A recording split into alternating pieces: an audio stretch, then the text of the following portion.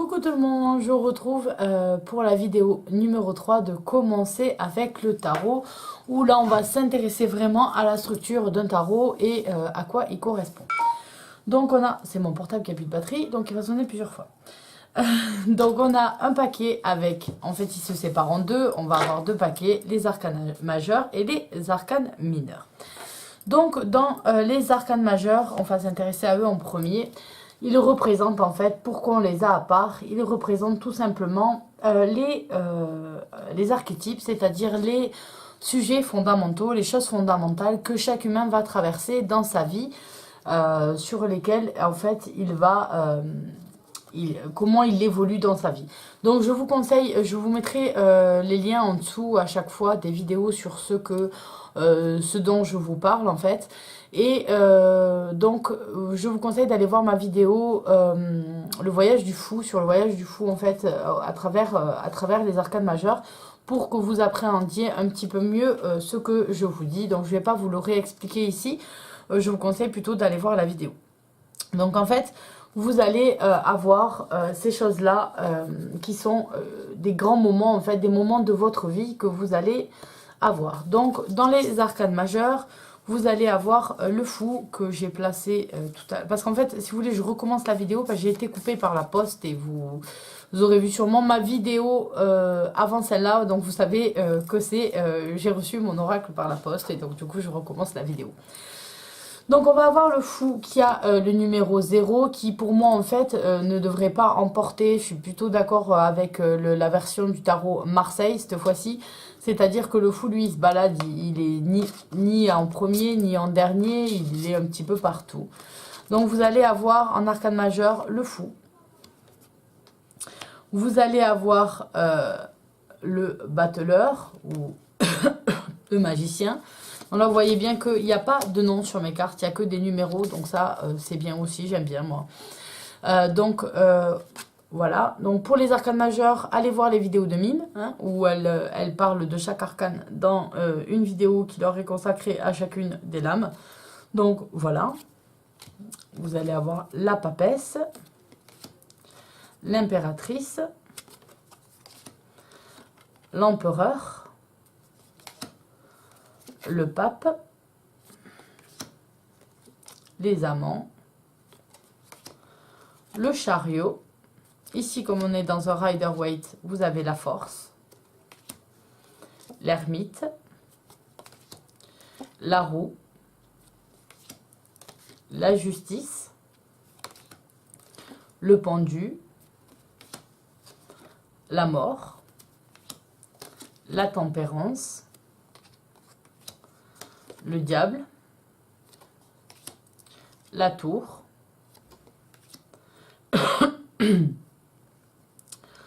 l'étoile, la lune, le soleil, le jugement, et on finit avec le monde. Donc voilà un petit peu ce que vous allez avoir au niveau des arcanes majeurs. Donc je vous dis, il y a plusieurs vidéos où j'en ai parlé ou sur Mime, donc j'approfondis pas là-dessus. Vous avez les moyens d'aller regarder déjà pas mal de choses. Donc ensuite on va s'intéresser plutôt aux arcanes mineurs parce que bizarrement c'est ceux dont on parle le moins, mais ils ont aussi leur importance. Donc il y en a beaucoup en fait, si vous voulez, quand ils commencent le tarot, et je trouve c'est bien aussi puisque c'est quand même les cartes les plus importantes, c'est de s'intéresser avant tout aux arcanes majeurs, à ceux qui représentent. Donc vous allez avoir le tirage, notamment le tirage en croix, qui se base surtout sur les arcanes majeures, puisqu'après on fait des sommes pour obtenir d'autres cartes. Et donc des tirages en fait au départ, par exemple un tirage réponse à une question, etc. Essayez peut-être de vous intéresser qu'à ces 22 cartes pour avoir déjà l'habitude en fait de manipuler le tarot et de travailler avec, et ce sont donc les cartes les plus importantes. Vous allez donc avoir les pips après, les arcanes mineurs. Donc ici avec mon Rider-Waite, elles sont illustrées, hein. Alors les arcanes mineurs, ça représente quoi du coup par rapport aux arcanes majeurs? En fait les arcanes mineurs vont venir représenter des moments des situations dans votre vie. Donc c'est quelque chose que vous pouvez vivre plusieurs fois dans votre vie, qui vont revenir, etc. Ce sont des petites choses, des petits moments de la vie qui vont apparaître et qui vont du coup nous donner des indications dans le tirage. Donc notamment le tirage divinatoire, etc. Vous avez quand même des situations de la vie qui sont représentées. Donc, on va avoir les arcanes mineurs qui sont représentés en 4 suites. Donc, je vous ai dit, vous aviez les épées. Voilà. On voit les épées là. Vous allez avoir les deniers. Voilà.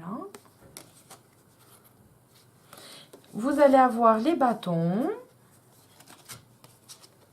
J'aime bien dire des petits chamallows à chaque fois. Et les coupes. Donc, si on se base avec les jeux de cartes à jouer, en fait, vous allez avoir les coupes qui vont représenter les cœurs, les deniers qui vont représenter les carreaux, les épées qui vont représenter... Non, les deniers qui vont représenter le trèfle, les épées qui vont représenter le carreau, les piques. Oh, mais je vous dis que des conneries.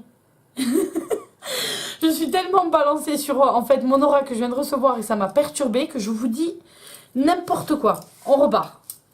Effacez tout ce que je vous ai dit. On repart. Les coupes vont représenter les cœurs. Les trèfles seront représentés par les deniers, les piques par les épées et les carreaux par les bâtons. C'est beaucoup mieux comme ça. Je vous raconter n'importe quoi. C'est pas grave. Ça m'arrive aussi. Je pense à trop de choses en même temps. Donc en fait, si on s'intéresse aux coupes, en fait des coupes vont représenter l'élément eau et ça va être tout ce qui va être sentiment, amour, relationnel, les rapports aux autres, etc. Donc tout ça, on va l'avoir dans la suite des coupes, c'est ce thème-là qui est travaillé.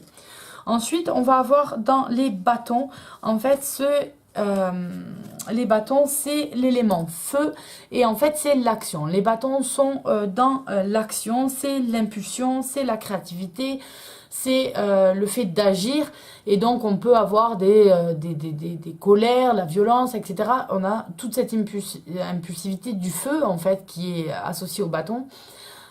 Pourquoi? Parce que pourquoi le bâton est dans l'action et représente le feu? Tout simplement parce que le feu, il a toujours besoin d'action pour exister. Vous allez avoir l'eau qui existe même si elle est paisible, vous avez la terre qui est toujours ici, vous avez l'air qui est toujours présent, mais le feu est toujours dans l'action, c'est-à-dire que le feu doit toujours dévorer quelque chose pour exister. Si vous enlevez ça au feu, s'il ne peut plus dévorer quelque chose, le feu meurt. Et donc, du coup, on voit que le feu, lui, est toujours un élément d'action, action. Donc, on le rattache au bâton. Les deniers, eux, vont être rattachés à la terre et vont représenter tout ce qui est, du coup, concret. La terre, on peut la toucher. Donc, c'est quelque chose de tangible, quelque chose de concret, donc de matériel. Donc, on va avoir les richesses, etc. Tout ça, ça va représenter les deniers. Donc, dans les suites, souvent, vous avez les pentacles aussi. Si vous avez des jeux plutôt américains, c'est des pentacles.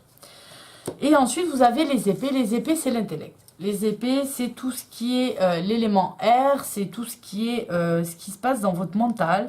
C'est la pensée, c'est l'expression du soi, etc. C'est un petit peu tout ce qui est en intérieur. Donc, qui vont être travaillés par les épées. Donc voilà un petit peu comment est construit votre jeu. Donc vous avez les archétypes importants de votre vie qui sont représentés dans les 22 arcanes majeurs. Vous avez les arcanes mineurs qui, eux, vont représenter des moments de votre vie. Des moments qui touchent tout le monde, donc c'est des thèmes qui touchent tout le monde. Vous avez voilà, les émotions, vous avez l'action, vous avez le matériel, le fait d'être ancré, etc. Donc tout ça vont être concernés par les arcanes mineurs. Donc comment dire, dans vos tirages par exemple, si vous vous servez d'un jeu en entier, donc je mélange mes arcanes majeurs et mes arcanes mineurs, je sors un tirage et donc dans mon tirage je vais tomber sur les arcanes mineurs. J'ai plus de chance puisque j'en ai 56, donc j'ai plus de possibilités d'avoir des arcanes mineurs que des arcanes majeurs. Mais quand j'ai un arcane majeur dans un de mes tirages, je dois me dire, voilà, sur ce point-là de mon tirage, donc dans ma convention, imaginons que c'est sur l'obstacle, cet obstacle-là va avoir une importance importante. Voilà, une importance importante. va avoir de l'importance. Donc voilà, les arcanes majeures, il faut toujours s'y arrêter plus que les arcanes mineures. Ils ont voilà, une place prépondérante dans votre tarot. Donc je vous laisse ici pour cette vidéo. Juste pour la structure, je vous avais dit, c'est des petites vidéos que je vous fais. Et après, on s'intéressera plutôt aux arcanes mineurs dans la prochaine vidéo, à savoir leur composition. Puisque les arcanes majeures, comme je vous ai dit, je vous conseille d'aller voir la chaîne de Mime notamment. Donc je vous fais à tous de gros bisous et je vous dis à bientôt pour la prochaine vidéo. Bye bye!